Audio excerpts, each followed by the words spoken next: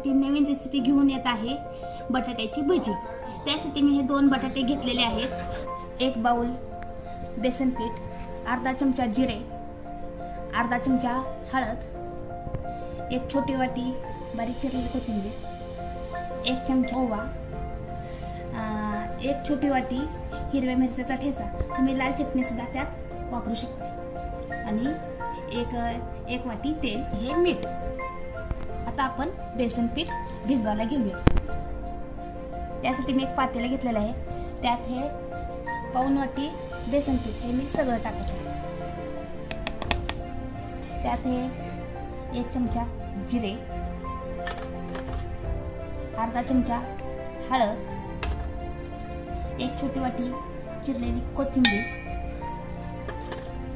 1 छोटी वाटी हिरव्या मिरच्याचा ठेचा, ओवा मी हातावरच बारीक करत आहे, हातावरच असा चोळून त्यामध्ये अर्धा टाकणार म्हणजे त्याचा वास ह्या बेसन पिठामध्ये मिक्स होतो। आता आपण बेसन पीठ भिजवून घेऊ। हे 1.5 चमचा मीठ, तुम्ही तुमच्या चवीनुसार हे मीठ टाका, आणि आता हे आपण भिजवून घेऊ। आता भिजवायचं आपलं थोडं घट्ट आहे, त्यात थोडं पाणी टाकून हे आपण चांगले सैलसर पीठ करून घेऊया। हे आपल्याला पीठ असं पाहिजे, या पद्धतीने आपण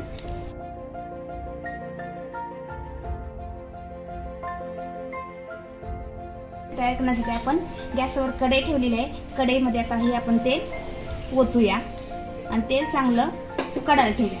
आपण यामध्ये आता 2 गोष्टी टाकणार आहे। पहिली गोष्ट म्हणजे हा खायचा सोडा। आपण ह्या खायचा सोडा टाकल्यामुळे आपले भजी चांगले फुगतात। आता दुसरी गोष्ट म्हणजे आहे त्यामध्ये आपण टाकणार आहे ते हे आपले कडलेले तेल। हे कडलेले तेल टाकल्यामुळे काय होतं की आपले भजी चांगले कुरकुरीत होतात। असं तेल टाकायचे आणि हे चांगले मिक्स करून घ्यायचे। आपण आता ह्या बटाट्याचे चिप्स ह्याच्या साहाय्याने आपण आता चिप्स पाडूया। अशा प्रकारे आपण सर्व आता चिप्स पाडून घेऊया। अशा प्रकारे आपण हे चिप्स असे पाडून घेतलेले आहेत। त्यामध्ये आता हे पाणी ओतूया। आता आपलं हे मिश्रण तयार झालेलं आहे। ह्या मिश्रणात आपण बटाटे भजी तयार करूया।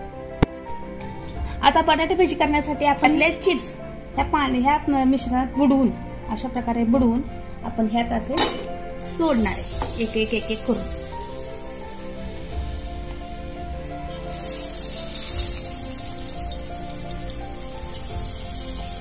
साईडला चांगले तळून घेऊया।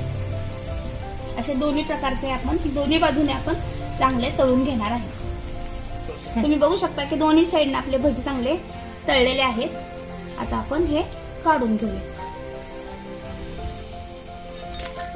ही रेसिपी तयार झालेली आहे। या बटाटे भजी बरोबर तुम्ही दही किंवा चटणी ह्यासोबत तुम्ही बटाटे भजी खाऊ शकता। अशा तऱ्हेने ही बटाटे भजी तुम्ही अवश्य करा आणि कशी वाटली ते मला कमेंट बॉक्स मध्ये मला नक्की सांगा। अशाच नवनवीन रेसिपी पाहण्यासाठी तुम्ही माझ्या चॅनलला सबस्क्राईब करा आणि व्हिडिओला लाईक करा। थँक्यू।